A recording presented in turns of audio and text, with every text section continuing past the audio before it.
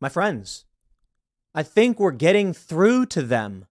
I think they may be ready to ask themselves as they look into the mirror, what if we're the bad guys here? You think?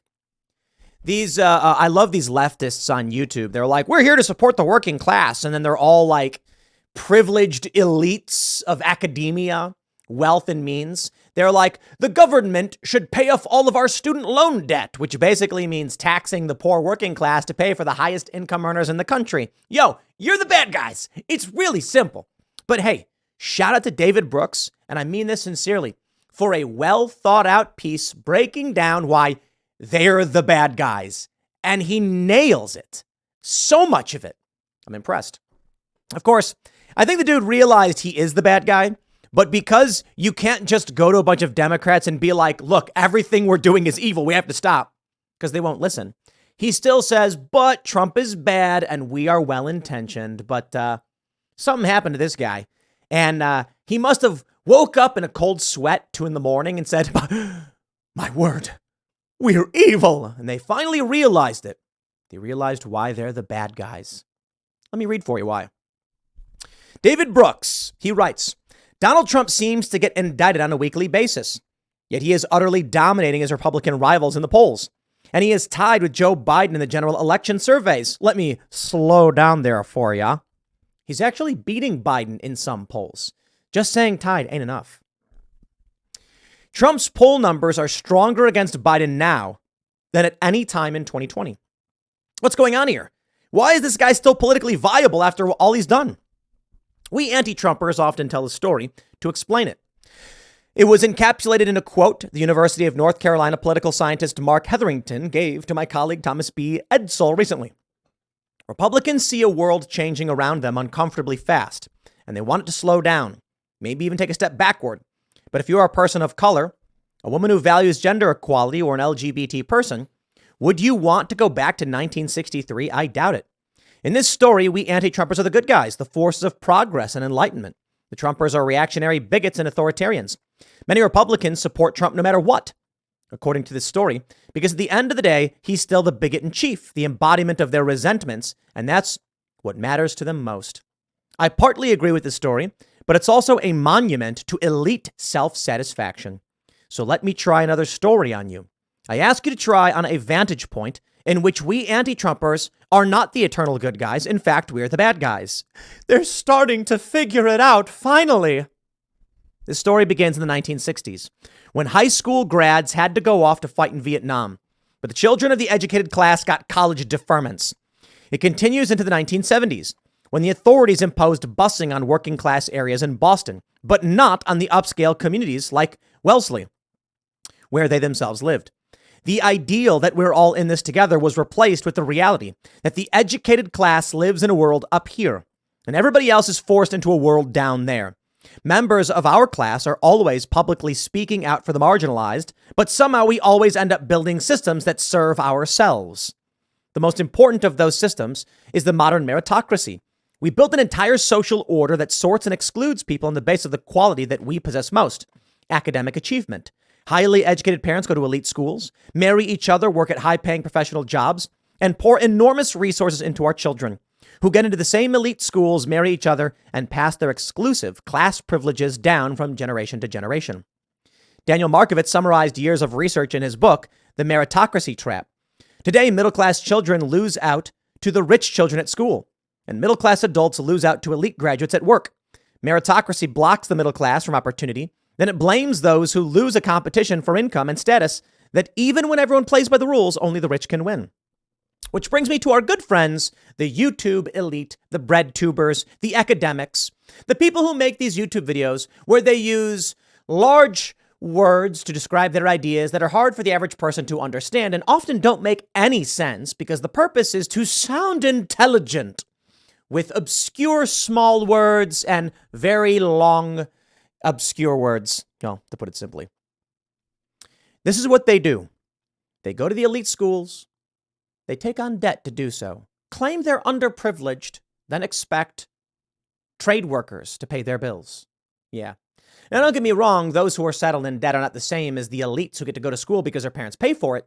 but they are just one step below that. And now they, wanting desperately to suckle the teat of the corrupt elites, would make you, the working class, pay their bills. Hey, they're starting to figure it out. The meritocracy isn't only a system of exclusion, it's an ethos. During his presidency, Obama used the word smart in the context of his policies. Yeah. We get what you're trying to say. They're going to talk about Ivy League schools, et cetera, et cetera. Members of our class also segregate ourselves into a few booming metro areas, SF, DC, Austin, and so on. In 2020, Biden won only 500 or so counties, but together they are responsible for 71% of the American economy. Trump won over 2,500 counties, responsible for only 29%. Interestingly, though, the vote was still fairly split, 50-50. What does that mean? In these 500 or so counties, it is a dense population. You do have 71% of the economy, but that's because you're the wealthy elites. That's about it. And so they're voting for their interests. In his book, Social Class in the 21st Century, sociologist Mike Savage and his co-researchers found that the members of the highly educated class tend to be the most insular, measured by how often we have contact with those who have jobs unlike our own. Armed with all kinds of economic, cultural, and political power, we support policies that help ourselves. Free trade makes the products we buy cheaper, and our jobs are unlikely to be moved to China. Open immigration makes our service staff cheaper, but new, less educated immigrants aren't likely to put downward pressure on our wages. Like all elites, we use language and mores as tools to recognize one another and exclude others. Using words like problematic, cisgender, Latinx, and intersectional is a sure sign that you've got cultural capital coming out of your ears. Meanwhile, members of the less educated classes have to walk on eggshells because they never know when we've changed the usage rules so that something that was sayable 5 years ago now gets you fired. We also change the moral norms in ways that suit ourselves, never mind the cost to others. For example, there used to be a norm that discouraged people from having children outside of marriage, but that got washed away during our period of cultural dominance as we eroded norms that seemed judgmental or that might inhibit individual freedom. After this social norm was eroded, a funny thing happened. Members of our class still overwhelmingly married and then had children within wedlock. People without our resources, unsupported by social norms, were less able to do that. As Adrian Wooldridge points out in his magisterial 2021 book, The Aristocracy of Talent, 60% of births to women with only a high school certificate occur out of wedlock, compared with only 10% to women with a university degree. That matters, Wooldridge continues, because the rate of single parenting is the most significant predictor of social immobility in this country. Let me slow it down for you. They push policies they don't adhere to. They claim they're helping everybody, but they're burning the whole thing down. They don't follow the same norms as you. And South Park hit the nail on the head with the hammer. They point this out all the time. Rules for thee, but not for me. They will say, you should have kids, do whatever you want, go party. Do they? No, they don't. They're the prestigious upper crust. Pinkies out is proper. They tell you, go abort your kids, sterilize your kids. But what do we see with, say, Angelina Jolie and Brad Pitt? Why, when their child came out as trans, they did not get emergency surgery interventions. And now their child is a normal, well-to-do, liberal female. Meanwhile, other kids are sterilized, and now lawsuits are popping up all over the place. You know what they're really doing? It's quite simple. Many of them know they're the bad guys. They know, and they don't want you to exist. You, the lowly worker, the low merit, the low intelligence. They're better men, of course. As Alex Jones put it, they have laid the bear traps, placed them all around you, told you they're there. And if you step into it, it's your fault. You weren't paying attention. And that's where we are. He goes on to make a bunch of similar points, but he ultimately says Trump should go to jail. But now I hope you understand why people believe the things they do. But I want to go back to the beginning, to this quote, and address it. Republicans see a world changing around them uncomfortably fast, and they want it to slow down, maybe even take a step backward.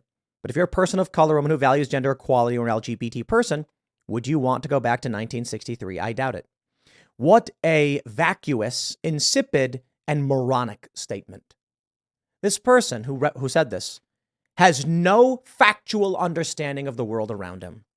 He got his news from CNN, wrote a quote, and is now being quoted because he's a political scientist. So let's break this one down bit by bit. The world changing around you uncomfortably fast? I would say that's true and correct. But changing in what way is the question. The implication is that change is always good. Republicans see a world changing around them in very devastating and bad ways, such as, I don't know, them putting books in schools that have sexual gratuitous images in them. You call that changing? Too fast? It's just exposing kids to nasty garbage. How about the next one?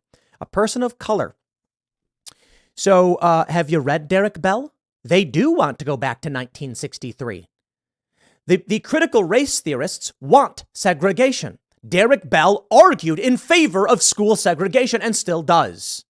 And he is one of the foremost authorities on critical race theory. Did you even read this, dude? No, I didn't. An LGBT person certainly would not want to go back to 1963, but the argument being made right now by the prominent faction of the LGBTQIA2S+ or whatever is to put these books in schools that are gratuitous. And now you've got gays against groomers. Certainly, there is a split. And I'd argue some LGBT people do want to go back in time. I don't know about the 1960s, but, and then gender equality. If you're a person who values gender equality, are you currently arguing for males to dominate female spaces or to expose themselves in women's locker rooms? Clearly, you have no idea what you're talking about.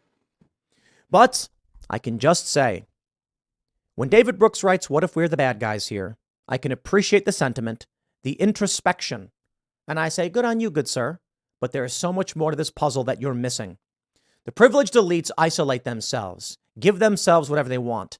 Their associates in media act like they're oppressed. They make these YouTube videos where they're like, clearly the left is the most correct way to approach things, and we should forgive student debt.